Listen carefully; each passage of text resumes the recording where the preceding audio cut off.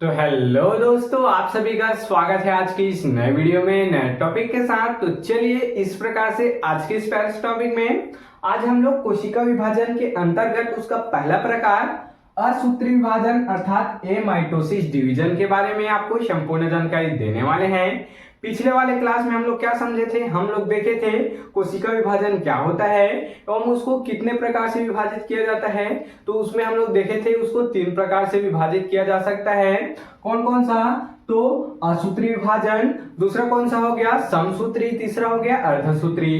तो आज की इस प्यारे से क्लास में हम लोग असूत्री विभाजन को अर्थात एमाइटोसिस डिवीजन के बारे में आपको संपूर्ण जानकारी इसके क्रिया विधि सहित तथा इसके डायग्राम सहित आपको देने वाले हैं। तो चलिए बिना किसी समय गंवाए जो असूत्री विभाजन है इसको समझने का प्रयास करेंगे। तो देख सकते हैं सबसे पहले आज के इस प्यारे से क्लास में हम लोग सबसे पहले असूत्री विभाजन देखेंगे, फिर इसकी क्रिया को हम लोग फिगर के माध्यम से समझने का प्रयास करेंगे। तो असूत्री विभाजन क्या होता है?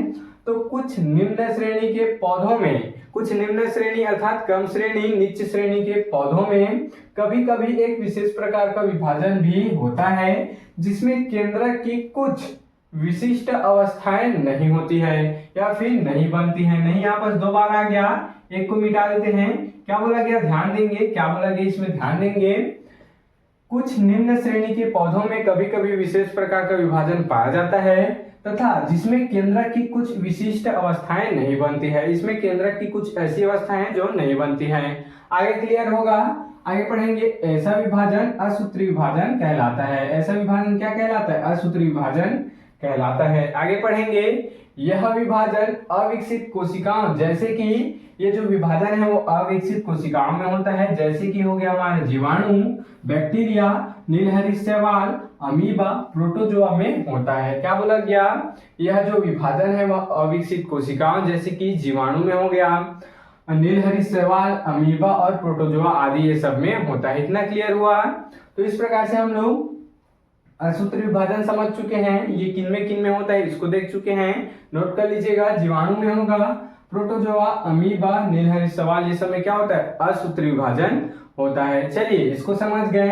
अब हम लोग इसके विभाजन की क्रिया विधि को देख लेते हैं कि आखिर इसका जो विभाजन है, आखिर इसका जो विभाजन हो किस प्रकार से होता है, इसको डायग्राम से ही समझ लेते हैं। सबसे पहले इसको पढ़ लेते हैं क्या लिखा गया है, उसी को यहाँ पर हम लोग बनाए हैं। इस प्रकार के विभाजन में केंद्रक लगभग 20 से दबकर, क्या बोला गया? इस प्रकार के विभाजन में केंद्रक लगभग 20 से दबकर, किसका केंद्रक? तो कोशिका का केंद्रक 20 से दबकर 2 बराबर भागों में बट जाता है। उसके बाद तभी कोशिका द्रव्य भी दबकर 2 अर्धांशों में क्या होता है? टूट जाता है। इतना क्लियर?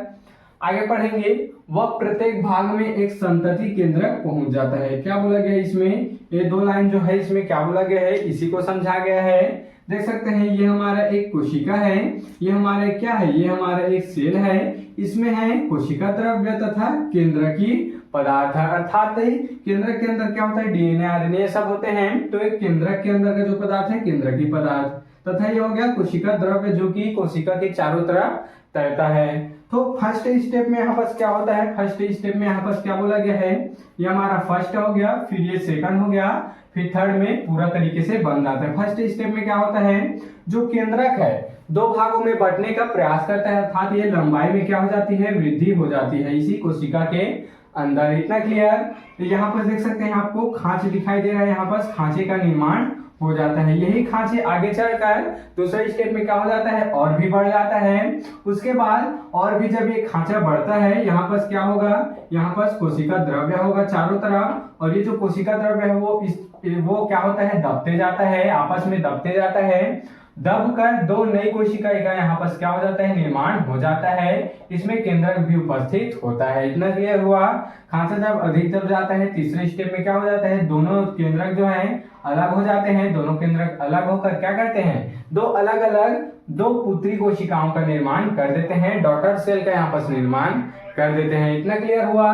तो उसी को यहाँ पर बोला गया विभाजन की क्रिया में। इस प्रकार के विभाजन में केंद्रक लगभग 20 से दबकर 2 भागों में टूट जाता है। 20 से दबकर 2 भागों में टूट गया, तभी कोशिका द्रव्य भी दबकर अर्धांशों में टूटता है। देख सकते हैं ये भी अर्धांशों में टूट जाता है वह प्रत्येक भाग में एक संतृप्ति केंद्रक पहुंच जाता है। प्रत्येक दोनों भाग में देख सकते हैं, ये पहला हो गया, दूसरा हो गया, दोनों में एक एक यहाँ पर केंद्रक पहुंच गए। इतना क्लियर? तो इस प्रकार से आज के इस प्यारे से टॉपिक में हम लोग क्या समझ चुके हैं, कोशिका विभाजन के अंतर्गत उसका पहला प्रकार असूत्री विभाजन को समझ चुके हैं। तो आप इसके स्क्रीनशॉट यहाँ पर ले सकते हैं।